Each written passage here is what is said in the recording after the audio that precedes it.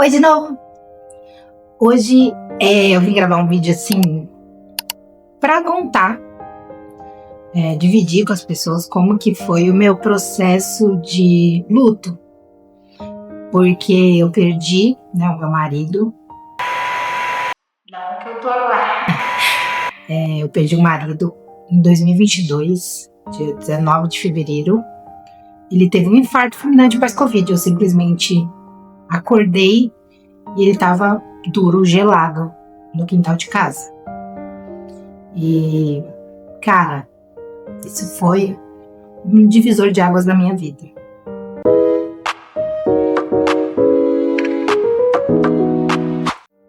Falando assim é horrível e pessoalmente é pior ainda. Sabe, você entra no modo sobrevivência ali?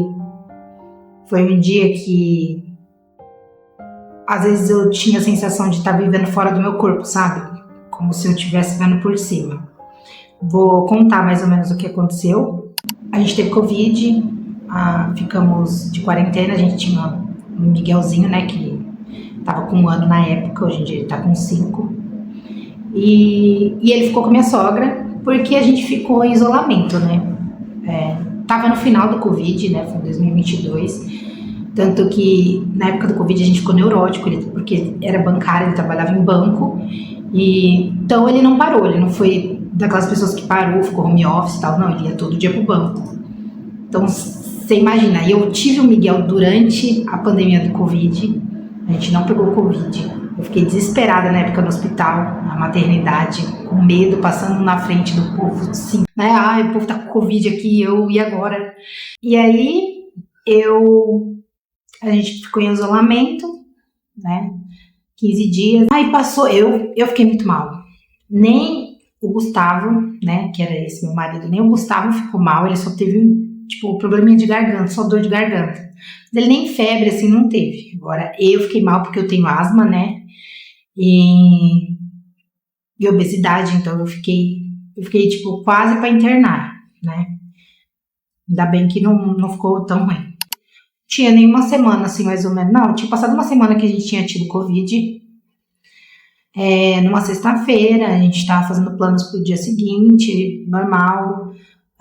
Eu e ele, a gente tinha um escritório onde a gente jogava juntos, né? A gente se conheceu num jogo, né? Qualquer dia eu venho contar histórias daqui.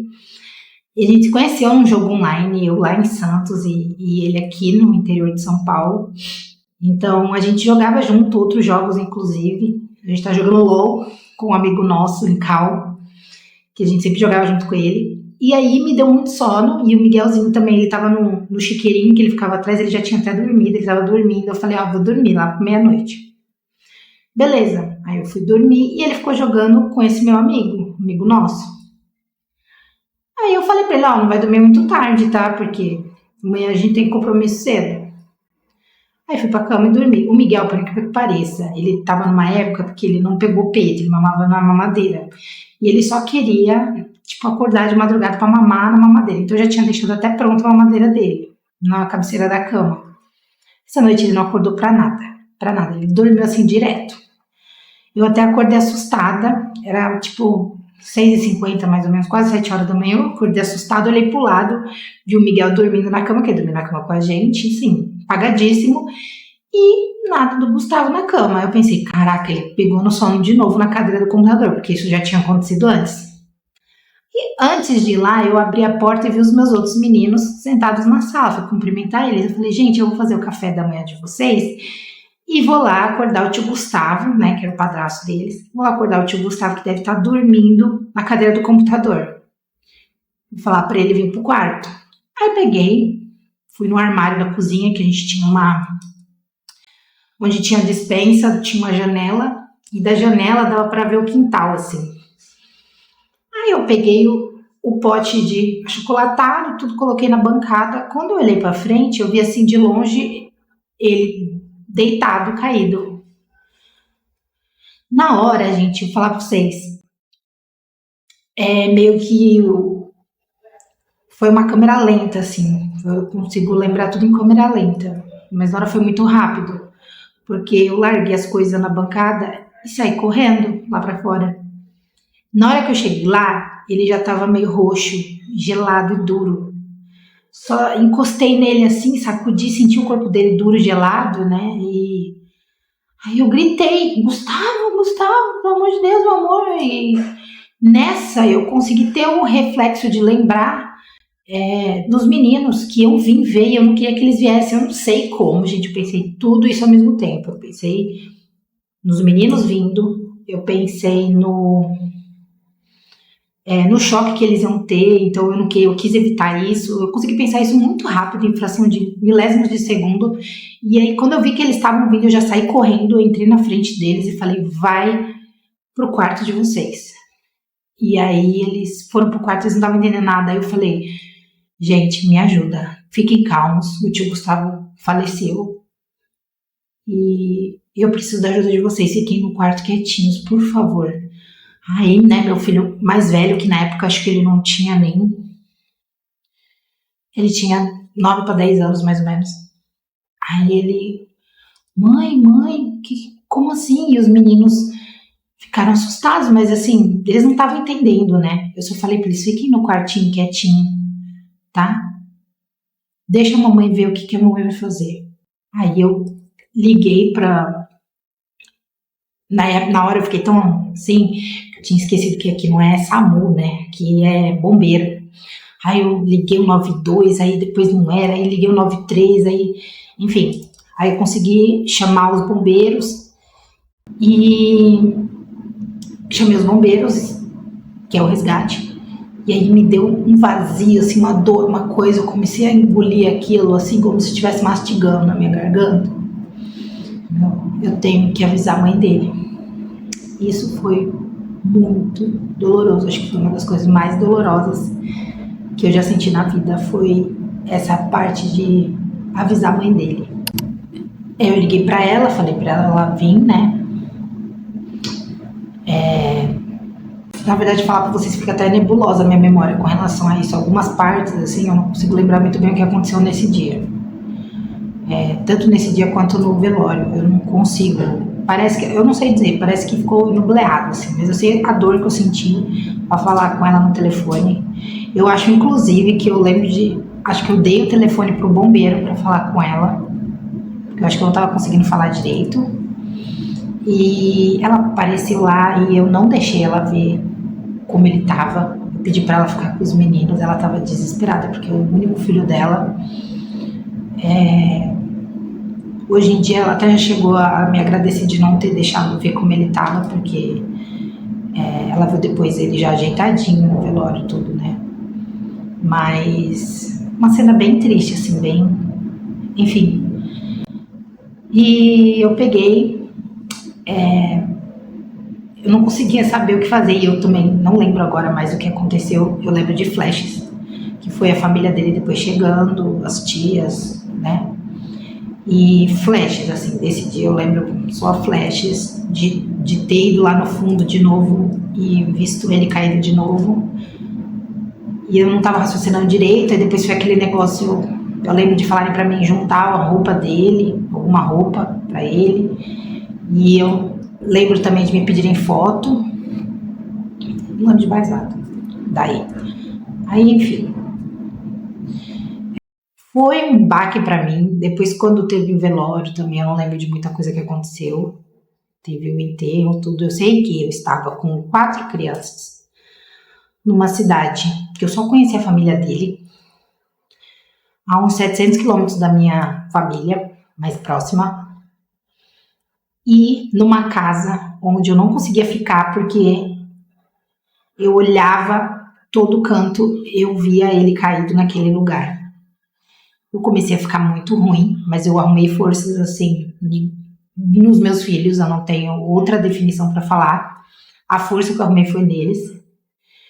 E eu peguei toda a força que eu tinha dentro de mim, falei, não, por eles, pelo Gustavo, que era, assim, a melhor pessoa que eu já conheci, de pura, doce, sabe, meio carinhoso. Eu vou conseguir, né? E eu tive muita força, assim, as primeiras semanas eu lembro que eu fiquei muito sem chão, olhava para as coisas dele, olhava para as roupas dele, e eu ficava muito chateada, não conseguia assimilar bem as coisas, né? Eu doei muitas roupas dele, sapatos, essas coisas, e era como se de alguma forma ele estava ali ainda. Eu só consegui melhorar depois que eu tive um sonho com ele, que ele meio que aparecia para mim e falava assim, não, eu tô bem, eu vou cuidar de vocês, cuida da minha mãe.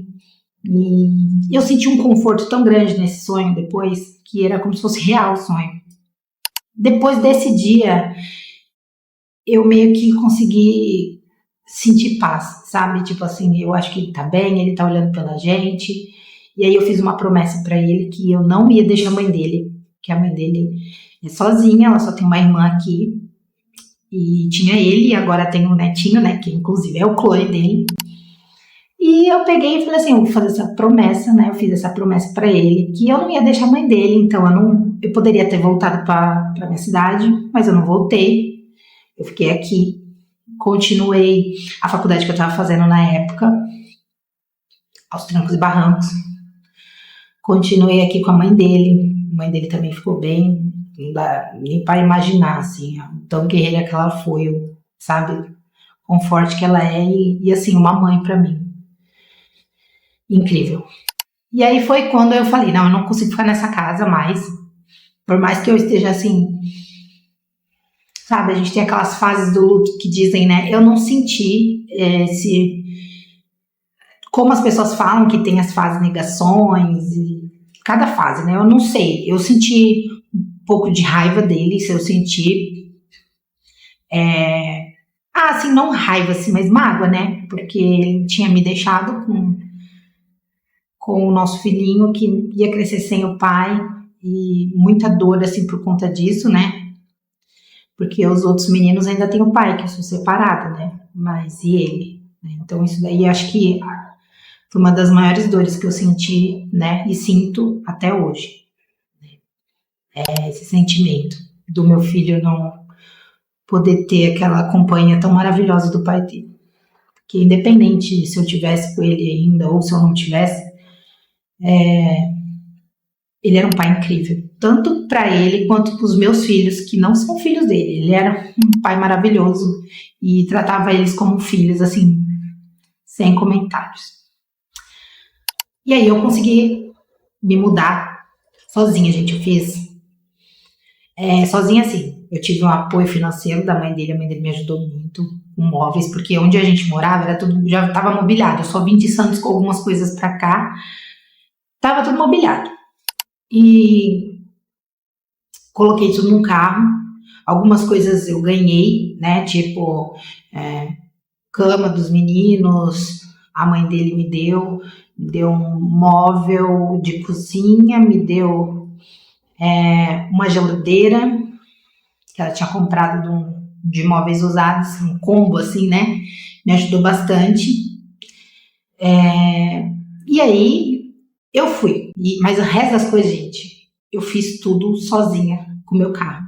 Foram, sei lá, mais de 16 viagens. Eu fiquei das 6 da manhã até meia-noite e pouco, enchendo o carro e levando de uma casa para outra, de uma casa para outra, de uma casa para outra. E assim, pelo menos eu tava me sentindo aliviada de estar saindo daquele ambiente. Não que eu tenha medo nem nada, mas que me remetia a algo que eu vivi, que eu amei muito e que tinha sido tirado de mim, entendeu? Então eu tinha esse sentimento assim ruim por causa disso. Porque eu vivia muito feliz com ele, eu era muito feliz com ele, ele era muito feliz comigo e enfim. Aí mudei, foi outros ares assim, sabe?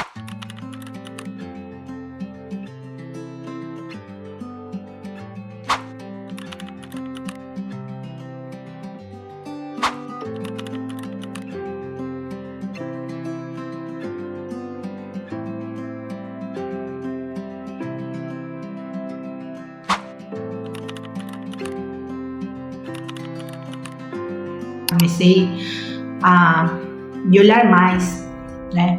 Eu tinha emagrecido bastante, eu tava com menos 40 quilos, eu tô até bem assim, bonita, vou mostrar pra vocês.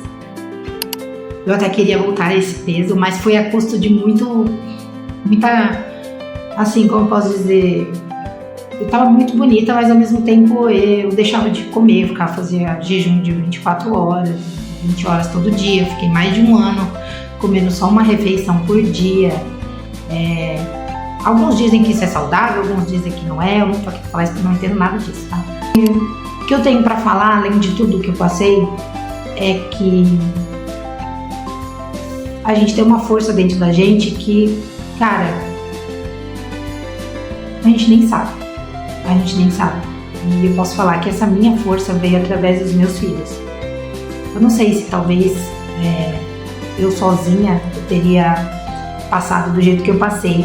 Eu sou uma pessoa feliz, eu consigo pensar nele como uma pessoa que foi uma luz na minha vida, um anjo, assim, uma pessoa iluminada, que cumpriu a missão dela, deixou o nenenzinho aí, que é a cara dele, né? E é isso, eu consigo ver as coisas dessa forma. Na verdade, eu sou uma pessoa muito resiliente, já passei por muitas outras coisas que foram divisores de água na minha vida, baques assim, tremendos. E eu acho que eu já sou meio acostumada com isso, sabe? É triste, mas às vezes eu sinto, como se eu tô muito feliz, eu já fico até com um pouco de medo. Ai, meu Deus, vai vir por aí. Mas a gente não pode pensar desse jeito, tá? Porque dizem que, né, a gente atrai o que emana. Então, só tô emanando coisas boas e gratidão, e é isso. Bom, pessoal, eu queria falar pra vocês como foi a minha experiência, né, com o luto. Na verdade, eu acho que o luto é uma coisa que a gente não esquece, não apaga, né? Eu volta e meia penso nele, assim, não sempre, né, gente, mas esporadicamente eu lembro de alguma coisa que ele fazia, o que ele gostava. Mas o meu sentimento, que eu queria também falar aqui pra vocês, é o seguinte: ele se transformou. É uma coisa muito, sim, não sei se é o que acontece com as pessoas quando morre um cônjuge, né? Mas antes eu tinha ele, assim, como o amor da minha vida, meu homem, meu companheiro, meu parceiro e tal. Quando ele morreu, né, e eu fui desvencilhando isso, eu fui começando a ver ele como se fosse um irmão que eu perdi, sabe? O amor se transformou em algo fraterno, assim, algo, sabe? É como se eu tivesse perdido um irmão muito, assim, próximo, que, sabe, que eu amava demais. Então eu transformei esse sentimento e eu juro pra vocês, eu não consigo mais lembrar dele como homem, assim, parceiro, sexual, essas coisas. Eu não consigo. Sempre quando eu lembro dele, eu lembro só das passagens assim, sabe? Tipo, tem as passagens boas, claro que tinha desavenças normais, mas assim, eu não consigo mais cavar um sentimento por ele que eu sentia, como eu tenho, por exemplo, pelo meu marido, né? Que eu não sei se é assim que acontece com as outras pessoas, mas eu tô passando aqui a minha vivência, né? Então, assim, e eu acho que, assim, muitas pessoas me apedrejaram até. Falaram, teve um tio meu que deixou até de falar comigo, você sabe disso? Depois que eu casei de novo. Porque na minha família materna tem muito, você tem que ser aquela mulher que aguenta a vida inteira tudo que seu marido fizer. Se teu marido te botar 500 galhos na cabeça, você tem que aguentar. Se teu marido, sei lá, te bater, você tem que aguentar. Então, a minha família sempre teve muito disso, sabe? Eu fiquei casada há muito tempo, assim, fiquei 8 anos com uma pessoa que nem era pra estar 8 anos, mas eu fiquei muito pensando nisso, porque é o que tem que ser, a vida é assim e tal, mas isso é assunto para outro vídeo, né? Então, muita gente me apedrejou, muita gente me julgou, né? Ai, nossa, não tem nem um ano que ela ficou viúva, ela tá namorando, porque antes de namorar com o meu marido, meu atual marido, eu namorei outras pessoas. Porque, como eu falei, ficou tão bem resolvido a questão do sentimento pra mim, que eu não conseguia pensar no Gustavo mais como um homem companheiro, sabe? De relacionamento que eu tenha perdido. Eu virei a chavinha de uma forma que era como se eu tivesse perdido minha mãe, como se a área de relacionamento meu tivesse toda aberta. Então eu me relacionei rápido com outros homens, né? Me conheci e tal. Cheguei a namorar até 6 meses antes de conhecer de conhecer não, eu já tinha conhecido meu marido, mas também esse assunto para outro vídeo. E Eu namorei antes do meu marido, namorei 6 meses com outro cara e assim, teve parente meu que deixou de falar comigo por causa disso, ai, é, já tá com outro, o marido mal morreu, sabe? Teve muito esse julgamento. Mas assim, foda-se. Eu, sinceramente, sou uma pessoa muito estoica. Eu não me importo com o que as pessoas pensam. Demorei para criar o canal justamente por ter um pouco desse negócio comigo mesma. Mas assim, as pessoas em si eu não me preocupo com o que as pessoas pensam. Era mais tipo, acho que com que eu vou ver de mim mesma, vou me sentir envergonhada ou frustrada e tal. E é isso. Se você está passando por isso, se você já passou por isso, quiser contar sua experiência aqui nos comentários, fique à vontade. E se você está passando por isso recentemente, força, viu? Você vai conseguir passar. Tenta pensar na pessoa como um anjo para você, dependendo da sua crença, né? Como uma pessoa que vai estar sempre ali, né? E que ela cumpriu a missão dela e que você ainda está vivo, você tem sua vida, você tem direito de amar, ser amado, de viver, né? E você tem um legado aí pela frente, independente da pessoa ou não, tá? E é isso aí, pessoal. O assunto hoje foi meio sério, mas é porque eu queria muito falar essa experiência que eu tive. E eu tô muito feliz. Muito obrigada para quem tá aí assistindo. Eu tô com 5 inscritos no canal. Hoje é dia 5 de dezembro de 2025. E é isso. Hoje nasceu a filha de uma amiga minha. Você vê como que é o ciclo da vida, né? A filha da minha melhor amiga nasceu hoje. E eu tô falando desse assunto aqui. Mas a vida é assim, gente, é um ciclo, né? Então, vamos celebrar a vida, vamos viver um dia de cada vez e ser feliz. E muito obrigada por todo mundo. Um beijo, até a próxima.